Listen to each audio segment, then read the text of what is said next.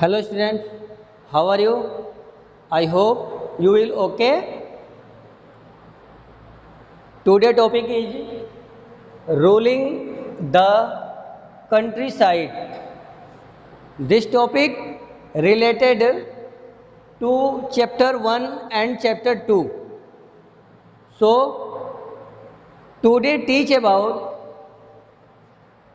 third chapter ruling the countryside.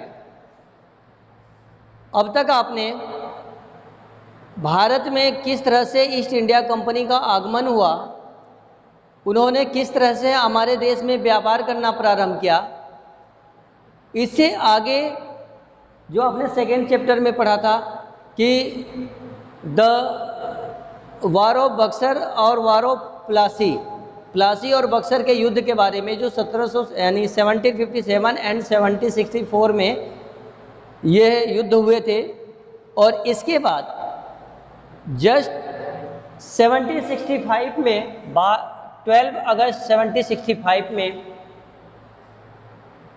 अंग्रेज यानी company east India company और भारत के शासक शाह आलम प्रथम के बीच में एक ट्रेटी हुई, संधि हुई, जिसको हम ट्रेटी ऑफ इलाहाबाद के नाम से जानते हैं। इस संधि के द्वारा ईस्ट इंडिया कंपनी ने वहाँ के नवाब से वहाँ की दीवानी के राइट्स को प्राप्त कर लिया। दीवानी का तात्पर्य वे होता था कि वहाँ का जो मतलब लोकल शासन होता था वो दीवानी के अंतर्गत होता था, और उनका मेन काम होता था कि रेवेन्यू का कलेक्शन, राजस्व यानी धन इकट्ठा करना, टैक्स का कलेक्शन करना। और उसी संदर्भ में इन्होंने 1765 के बाद से एक तरह से एक कलेक्शन प्राप्त किया। लेकिन सबसे बड़ी बात ये थी कि इनका मुख्य उद्देश्य सिर्फ टैक्स कलेक्शन था, धन इकट्ठा करना था। उसके लिए यहाँ के लोगों के लिए कोई व्यवस्था देना उनका उद्देश्य नहीं था। उनका सीधा सा एम था कि ज़्यादा से ज़्यादा मात्रा में टैक्स का कलेक्शन किस रूप में किया जाए। इसी सोच के साथ वे उन्होंने वहाँ के दीवानी के राइट्स को मतलब एक तरह से गेन किया। उसके बाद से नेक्स्ट टॉपिक आता है इसमें the revenue for the company, यानी कि दीवानी के राइट्स प्राप्त होने के बाद से कंपनी ने किस प्रकार से वहाँ के रेवेन्यू का कलेक्शन करना चाहते थे। वे रेवेन्यू का कलेक्शन, टैक्स कलेक्शन तो करना चाहते थे, लेकिन उसके लिए कोई परमानेंट सेटलमेंट बनाने के बारे में नहीं सोचते थे कि इनकी कोई ऐसा परमानेंट सेटलमेंट हो, कोई ऐसी व्यवस्था हो जिसके साथ टैक्स का कलेक्शन किया जाए, किसी के साथ कोई भेदभाव ना हो, किसी के साथ किसी प्रकार का कोई अत्याचार ना हो। यदि किसी प्रकार का कोई अत्याचार किसी के साथ होता है तो उसकी कोई सुनवाई की व्यवस्था हो, ऐसी कोई व्यवस्था अंतर्गत नहीं थी।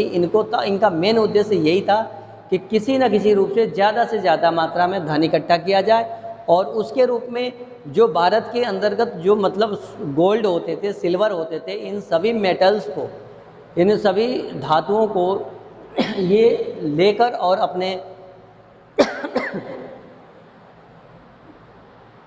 यहाँ देश में लेके जाते थे। इनका मेन उद्देश्य होता था कि जो पीजेंट होते थे, आर्टिसंस होते थे, जो हमारे किसान होते थे, जो हमारे कलाकार होते थे, जो हमारे कारीगर होते थे, इनसे मुख्य रूप से इनका यही उद्देश्य था कि ज़्यादा से ज़्यादा मात्रा में इनसे धन कलेक्ट किया जाए, और यानी कि इनके सामान को लो प्राइस पे, कम से कम रेट पे लिया जाए।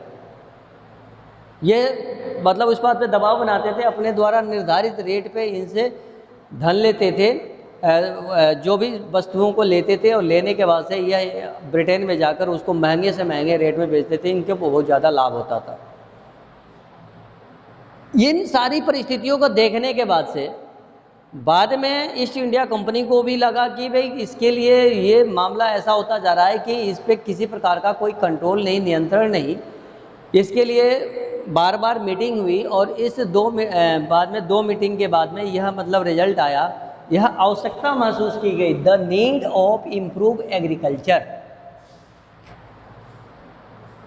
यदि हमें टैक्स कलेक्शन कर रहे हैं, लेकिन हम टैक्स कलेक्शन करने के लिए हम ऐसी भी तो व्यवस्था बनाएं ताकि जो टैक्स देने वाले हैं उनका उत्पादन ज़्यादा से ज़्यादा मात्रा में करें, ताकि उनका नुकसान ना हो, उनके साथ किसी प्रकार का कोई अत्याचार ना हो। वे टैक्स जब ही तो करेंगे जब उनको उत्पादन होगा, और हम उत्पादन यानी प्रोडक्शन के लिए किसी प्रकार की कोई फैसिलिटीज़ नहीं दे रहे हैं, और लेकिन उसके बावजूद भी हम केवल टैक्स कलेक्शन किए जा रहे हैं, तो उन्हें ऐसा लगा कि हम क्यों ना पहले एग्रीकल्चर और इन सारों को मतलब इनको फैसिलिटी देकर इनके प्रोडक्शन को बढ़ाया जाए, ताकि ये और ज़्यादा से ज़्यादा मात्रा में हमको टैक्स देने की स्थिति में रहें। तो पहली बार इन्हें जो है भारत की जो कृषि थी, उन कृषि को डेवलप करने के लिए, इम्प्रूव करने की इन्हें आवश्यकता महसूस हुई, और इन आवश्यकता के तहत इन्होंने परमानेंट सेटलमेंट की बात की, जिसको मैं अभी नेक्स्ट वीडियो के माध्यम से आपको बताऊंगा।